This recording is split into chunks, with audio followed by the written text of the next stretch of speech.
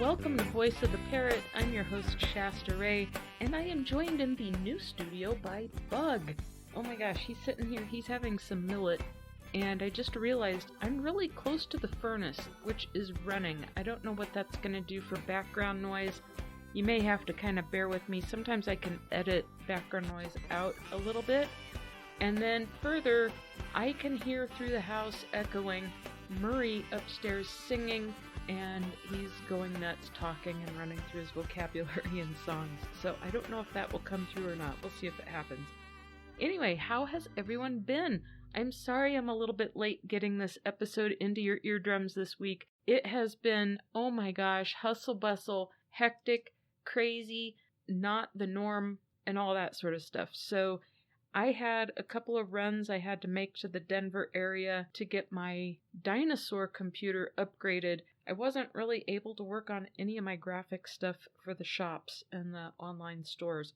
But on the day that I dropped off the computer, I was able to run by Mile High Parrot Supply and pick up a toy order that I'd put in and hang out for a little bit and see all their little baby birds they had and just chit-chat for a few minutes. I was not able to do a live stream. I just didn't have the time. I was kind of crunched, and it was kind of a giant dog day, and I'll get to that in just a little bit. But to follow up with that, I also mentioned last week that I had wanted to take Bug here, who is sitting here trying to get comfortable on his perch, and I wanted to take him to a holiday event at one of the local Colorado bird shelters, but we got dumped on with snow. Oh my goodness. So we never left the house, but we kind of hung out and we did some rearranging and cage cleaning and all sorts of stuff. So we've been kind of hanging out, spending time together. It would have been so much fun to have at least taken one of my birds to have its picture taken with Santa, and I really think Bug was the obvious choice in that. So all the other budgies would have been nervous and flying all over the place and going crazy. They probably would have been scared of Santa Claus. Bug is just so chill. He just accepts pretty much everything in his surroundings at all times. He's wonderful. And it's so funny to me. I don't spend any time with this bird. I get him out of his cage in the morning. I talk to him. I carry him downstairs so he can play all day. And then I carry him upstairs. I talk to him all the way upstairs and put him to bed at night. And he rides around on my shoulder just naturally. He likes to ride on my shoulder. And if I decide to pick him up and stick him on my shoulder and walk around the house for a while and have a little companion, he seems happy to do that. And what's really amazing to me is this bird was never handled. He was not a pet. He was just a sales commodity. You know, he was a dollar to be made off somebody wanting a pet. And I had him finger tame in a matter of minutes. He was stepping up, and he steps up like a champ every time. In fact, I went to give him a little neck scratch a couple days ago, and he was trying to reach his foot up to step up because I had my finger sticking out in front of him. So he's just the smart little man. I really like having him here. Oh, now he's going to start singing. You going to start singing? You want closer to the microphone, Bug? All right. I got little Bug a little bit closer to the microphone now. We'll see if he... See, I still wouldn't call him entirely tame. He's tolerant, but I wouldn't call him necessarily tame. He knows that I'm not going to hurt him. He knows that I really like him. He knows I pamper him.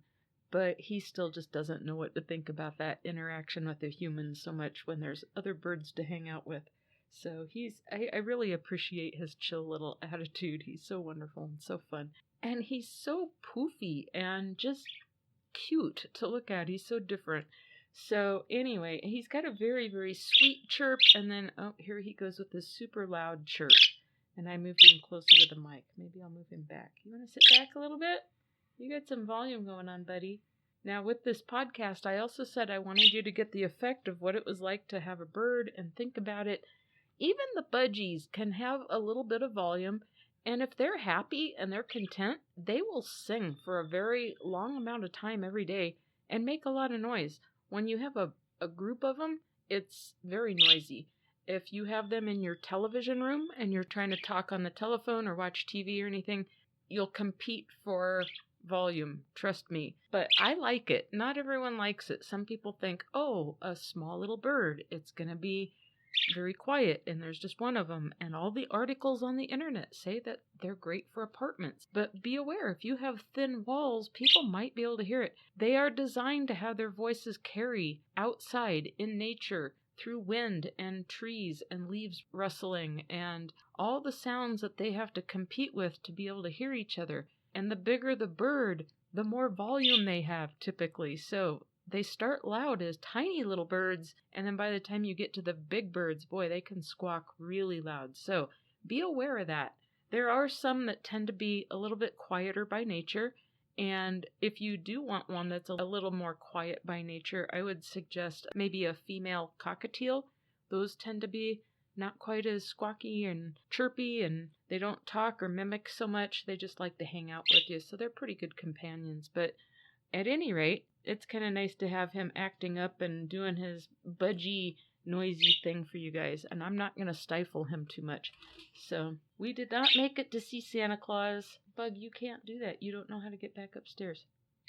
So the big news this week is that tomorrow is my birthday, and that will be the day that my new website goes live.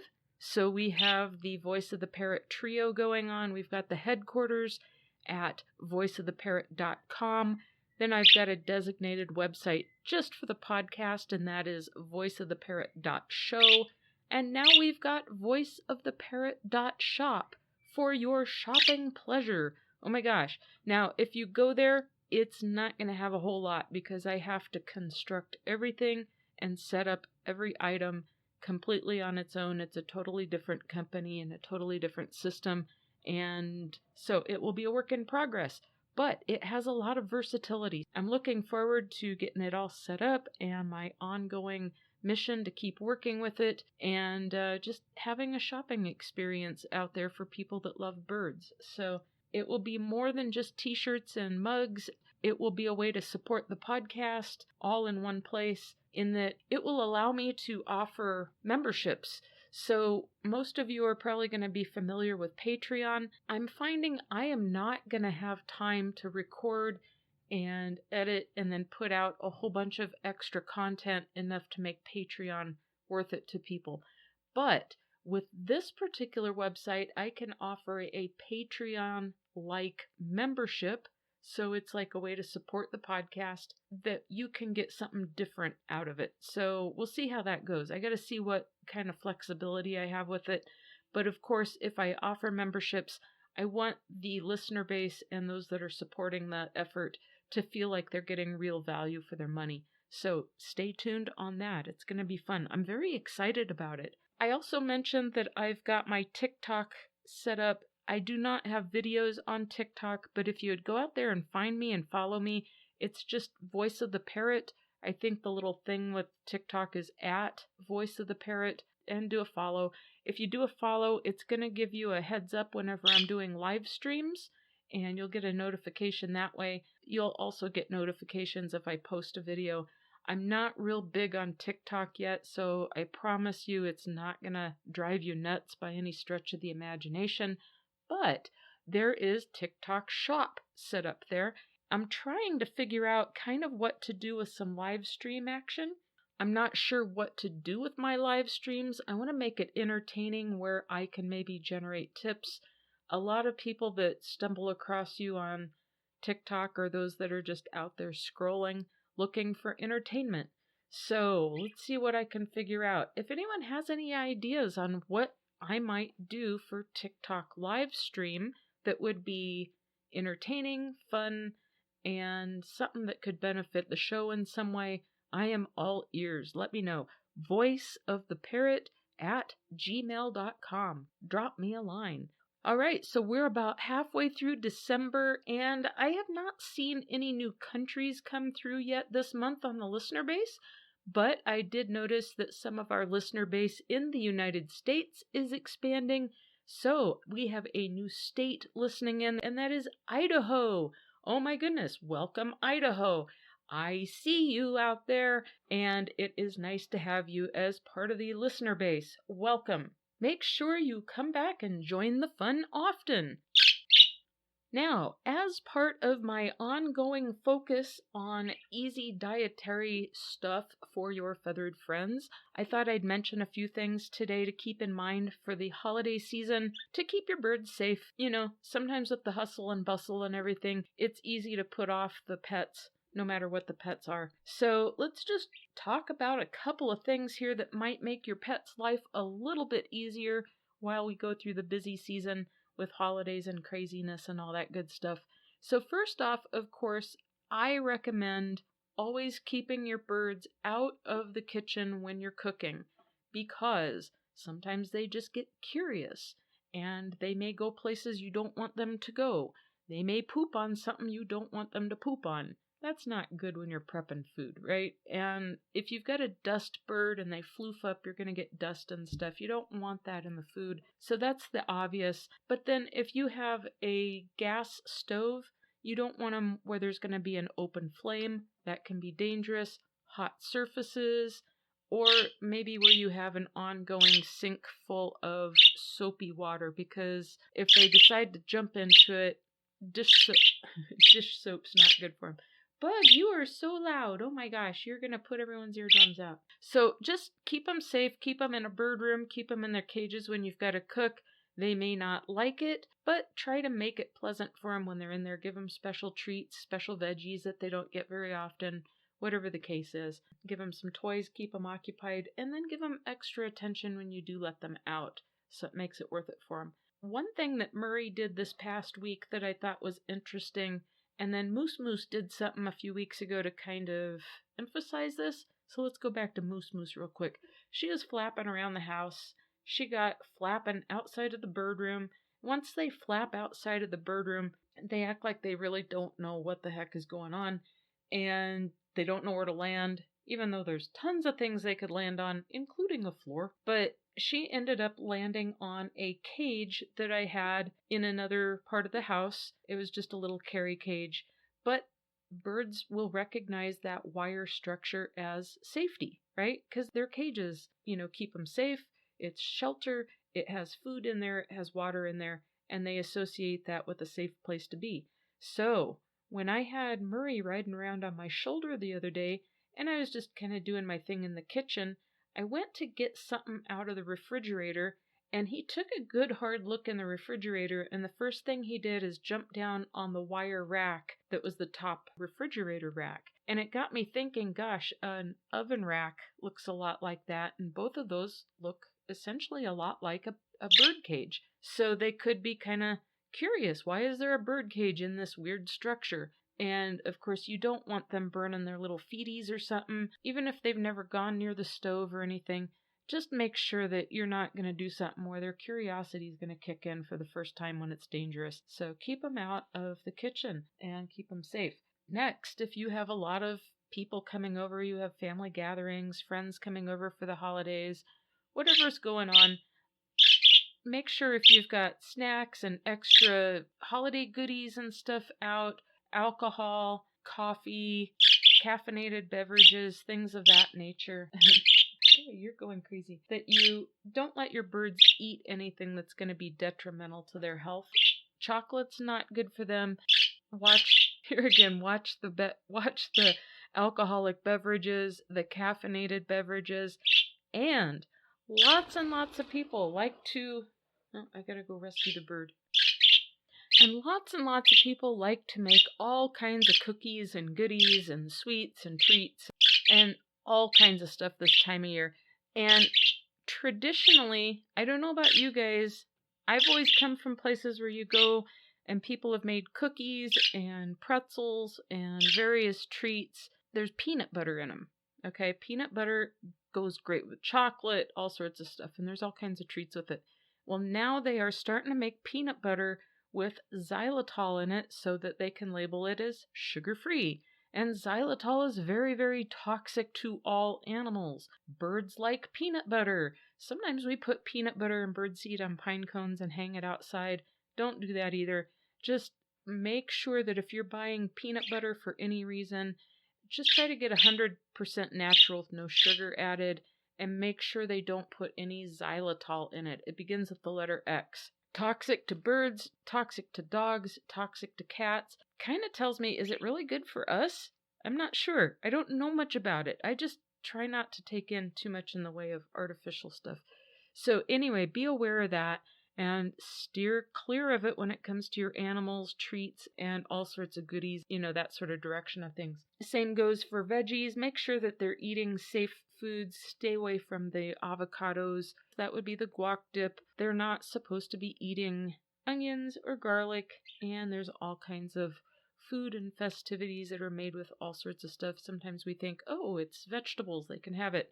But there's some vegetables that just aren't good for our animals. It's next. Speaking of bugs, sitting here being all cute and silly. So the other night I was getting ready to clean cages, and I took in my home office garbage can that I put waste paper and stuff in it, and I was going to use that to throw everything away. But I got distracted and I walked out of the room. So when I got Bug, his wings were actually already clipped, and I don't know why. He didn't really need it. He's kind of like a rock with feathers, so he's not really designed for flight, I don't think. But anyway, he was on the play gym, just kind of doing his birdie bird thing. But I was out of the room for about 10-15 minutes, and I came back in and I heard this scratching and scurrying around, and I was like, what is that noise? And then I realized that he had taken a nosedive off of the play stand and landed in the waste paper basket and couldn't get out because it's a tall one to begin with and he can't fly. So luckily it was pretty much empty with just a little bit of paper in the bottom. It wasn't a big deal. But if you're wrapping presents and you've got something with a lot of waste paper scrap, it's tall, make sure that if you've got birds that are clipped, that they can't get into an area, garbage can or a box or something where they can't get out of, and then you don't see them. Sometimes they sit there and they just kind of hunker down and they get quiet, right? They don't draw attention to themselves. So just keep an eye on stuff and make sure that they can't get into some weird thing that they can't get out of and you don't find them until, the trash has been taken out or you throw something in it and it hurts them or something like that. So I don't think that's a huge danger. I haven't heard of that a whole lot, but him taking that nosedive into the garbage can made me realize, sometimes you have to be really careful, And he wasn't making any noise. He just happened to move around in there, and I heard the rustling of the paper on his toenails and stuff. So be careful with their pets and the things that you keep in their space. You want them to be safe. Another holiday danger you want to be aware of is, of course, candles, the big controversy with birds. My advice is don't burn candles if you have birds. Most candles are made with paraffin wax, and that's a petroleum product. It gets in the air. They have delicate respiratory systems, and it can hurt them. It might not that day. They're not going to drop dead, but over time, it can hurt them. And then especially perfumes and fragrances that they add to candles, that sort of thing. You do not want that in their atmosphere. On that same note, be very, very, very, very careful with essential oils. They can be very sensitive in the same way to essential oils. If you have to use essential oils at all, 1 drop of lavender oil when you're maybe cleaning with vinegar water or something is okay. That one tends to be okay, but really I would just stay away from anything with fragrance that can be in the air. And think of it this way, for us, the essential oils can be very healing, but 1 drop is a very, very concentrated medicine of sorts, right? It's a plant medicine. And these guys are very sensitive and they're very tiny. So what can affect us on a normal level would probably flip them upside down as far as the concentration goes. So be very mindful of that. If you're going to insist on using real candles, the only ones that I condone if you have birds are beeswax candles with no fragrance added to them and no perfuming added to them. And then make sure that, here again, your birds are safe. They're in a different room with the door shut or in their cages so they don't get curious and you end up getting one of them burned or a disaster happening. You just don't want to risk it. It is not worth it for a little bit of ambiance. What I have discovered is awesome, and most of the time you're just not going to see a big difference, honestly. I went out on Amazon and I got some battery-operated flameless candles that look like kind of taper candles in a container. And they make them very, very realistic. They make them look like they have a flame, and they flicker and they move and they have an irregular pattern, with the light, and they even come with a remote control and a timer on it so you can have them going. You can put something like that in the corners of your house on bookshelves, stuff like that. You have guests over, they're probably not going to know the difference. They're going to think it's a real candle. Guess what? You can reuse it over and over and over. You don't have to replace it either, and there's no risk of fire, obviously. So that's my personal preference, but this is the time of year that it just seems like we burn a lot more candles. We want that ambiance, and it goes with the season. It doesn't go with birds, so keep them first and foremost in your thoughts. Last is travel. Now, for this topic, I probably should have brought it up back in maybe August or July, I guess, because birds are a very, very difficult animal to get a pet sitter for. And when you do find a pet sitter, you want to make sure that you trust that person to take care of them properly and nothing's going to go awry with the situation. And then, if you have bigger birds or birds that are very one person, you don't want that pet sitter to get bitten or anything like that. So I know it can get very, very challenging. Sometimes you can find maybe a pet rescue that also does boarding. Maybe some of you have family members or friends in your same town that keep birds that you know are going to be very responsible with this. That's what I would consider, but sometimes you have to start planning this way in advance. If you've got flight tickets and you're going to be traveling across the U.S. to go visit family, you don't want to wait till 2 days before your flight to realize that, oh gosh, you haven't taken care of the birds as far as a bird sitter goes, and now you can't find anyone trustworthy to come in and check their water dishes a couple times a day, make sure they're getting food, make sure their food is changed a couple times a day, whatever your regimen is with them. Oh my gosh, it is going to be hard. You need to budget for this too. It is not going to be cheap. So, last but not least, if you're going to board your bird, make sure the facility is very reputable and understand that there could be pathogens and disease anywhere. There could be a carrier that could affect your birds. You're always going to be at risk when you do stuff like that, no matter how clean they are and no matter how well they try to keep everyone separated. So see what the facility is, see if they'll show you where your bird will be housed, how it will be taken care of. And then here again, make sure you get on the schedule, make sure you can get in. Don't make the assumption that just because you talked to them months ago and they say, yeah, just call us anytime, that doesn't mean they're not going to be booked up during the holidays. You may have to get on their list way in advance. So get on people's calendars if you have travel coming up. Not just during the holidays, that goes for if you have a vacation coming up in a few months. Make sure your birds are going to be provided for and taken care of. All right, I think that's all I got for you this week. Stay tuned for more reviews on dietary stuff, more information coming up on dietary stuff, and more adventures around the house with your flock. Oh my gosh, have a great week, everyone. I will be back in your eardrums next week, hopefully on time. And don't forget to check out all the new website action. That would be voiceoftheparrot.com, .show, and .shop. Have a good one. Bye-bye.